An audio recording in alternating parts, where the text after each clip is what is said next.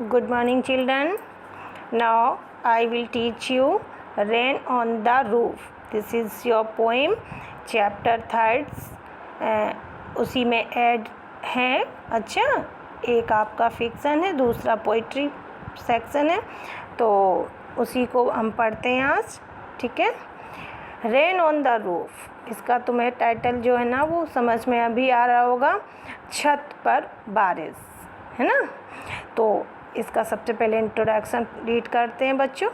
When the sky is covered with dark clouds and it starts raining, have you ever listen to the patter of soft rain on the roof.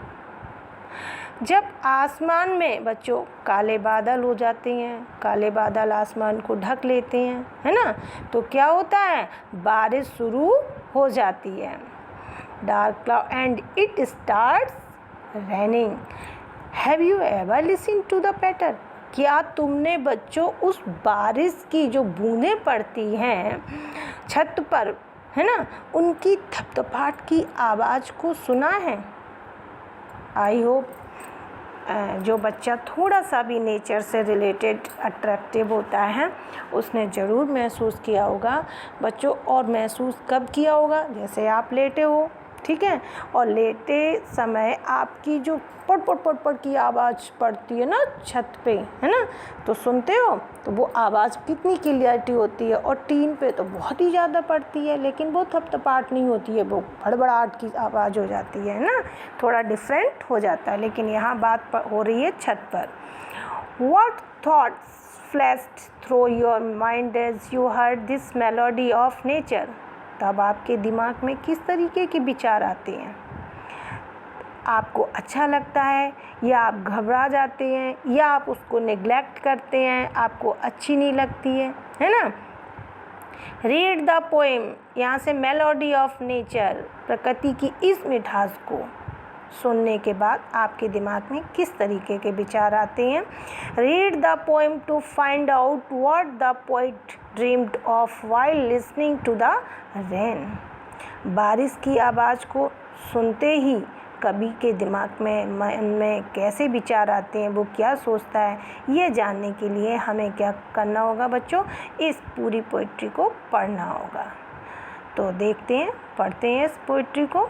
When the humid shadows over, यहाँ से देखो, when the humid shadows hover over all the stray shepherds and the melancholy darkness gently weeps in rainy tears, what a bliss to press the pillow of a cottage chamber bed and lie listening to the patter of the soft rain overhead. इसका meaning बच्चों यहाँ से देखते हैं. जब सितारे, जो तारे होते हैं वो भरे हुए, पूरे आसमान में तारे होते हैं, है ना, और गीली परछाइयाँ छा जाती हैं, यानी कि ह्यूमिड शैडो, गीली गीली, ह्यूमिड का मतलब नमी होता है ना, तो गीली से लेना पड़ेगा यहाँ. शैडोज, परछाइयाँ छा जाती हैं, और क्या हो जाता है, एंड द मेलंकली डार्कनेस, और उदासी वाला पूरा, मेलंकली मतलब निराशाजनक, उदासी वाला अंधेरा हो जाता है. और वो क्या लाता है, जेंटली बीप्स इन रेनी टीयर्स. बच्चों यहाँ बारिश को कभी जो है पोइट जो है ना वो आंसुओं के उसमें लेता है. जैसे आंसू निकलते हैं आँखों से, तो आँखें क्या हो गई बच्चों, आसमान, और टीयर्स क्या हो गए, बूंदों की बारिश. ठीक है, कंपेयर कर रहा है यहाँ पे. तो बारिश रूपी, क्योंकि रूपी आ रहा है, ठीक है, आंसू बनकर धीरे धीरे रोने लग जाता है. और कब, जब रात को बारिश होती है, ख़ास तौर से जब रात को बारिश होती है, तो अपने घर के कमरे में वो क्या करता है, अपने घर के कमरे के बिस्तर के तकिए को दबाना, यानी कि उसको बहुत अच्छा नहीं लगता उस समय. वो पहले ही उसने मेलंकली, तुम्हारी वर्ड मीनिंग आ गई है, तो इससे पूरा पता क्लियर हो रहा है कि ये जो है ना एक्टिविटी जो है वो क्या कवि को बहुत निराश कर देती है. तो वो उस समय अपने कमरे में जब लेटा हुआ होता है तो बिस्तर के तकिए को दबाना, दबा लेता है, और ऊपर से जो आ रही है आवाज़ वो ये एक तरफ तो ये भी कह रहा है कि मधुर बारिश की थपथपाहट जो होती है उसको, पैटर का मीनिंग है थपथपाहट से हो रहा है, and lie listening to the patter of the soft rain overhead.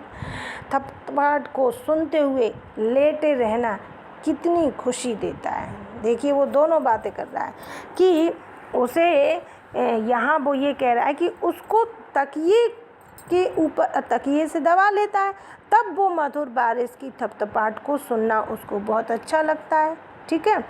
Every tinkle on the shingles has an echo in the heart and 1,000 dreamy fancies into woozy wing start and 1,000 recollections waves their ear threads into woof of them as I listen to the patter of the rain upon the roof।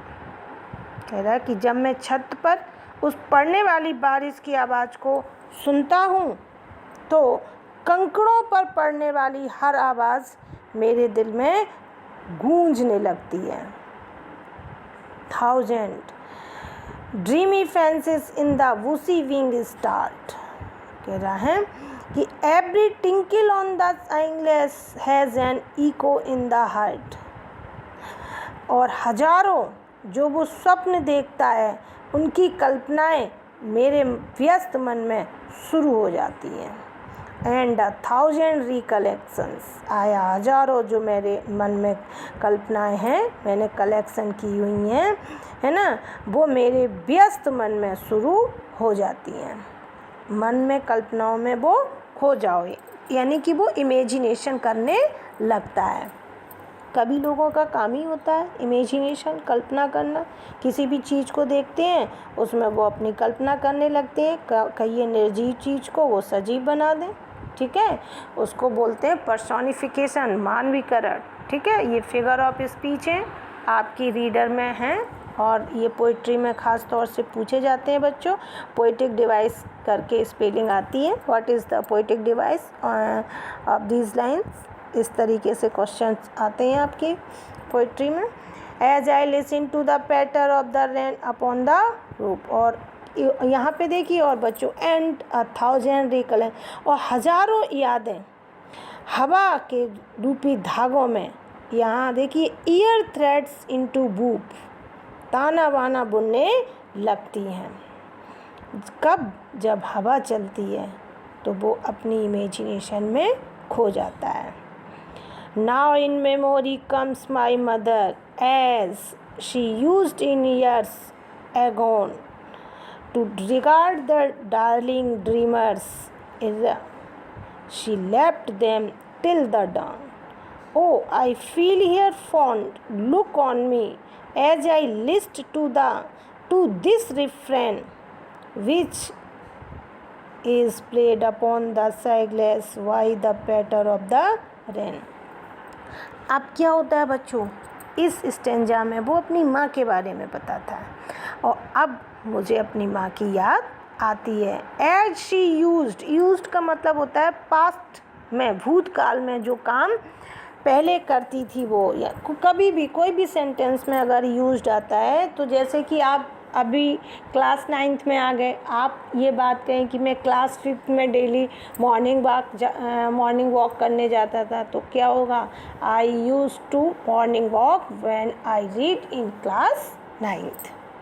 Okay, तो used का आपको meaning ये है, तो वो बता रहा है कि एज शी यूज्ड, वो सालों पहले जो मेरे साथ करती थी, to regard the darling dreamers, मुझे डार्लिंग अपनी माँ के लिए यूज़ कर रहा है। ठीक है, वो कह रहा है कि जो मेरी माँ की याद आ रही है, जो कुछ सालों पहले अपने, जैसे कि मेरे सपने देखने वालों को प्यार करने आती थी और सुबह होने से पहले मुझे या उन्हें छोड़ देती थी। रात को सपने में उस पोइट को माँ उसे प्यार करने आती थी, और जैसे ही सुबह होने वाली होती थी तो वो चली जाती थी। अरे मैं माँ की प्यारी सी नज़र को महसूस करता हूँ। ये एक यही इमेजिनेशन होगी जो आपके सामने पोएट अपनी रख रहा है। उस समय वो उसको ऐसा लगता है कि जैसे उसकी माँ आई है और सुबह होते ही वो चली जाती है, वो ऐसा महसूस कर रहा है।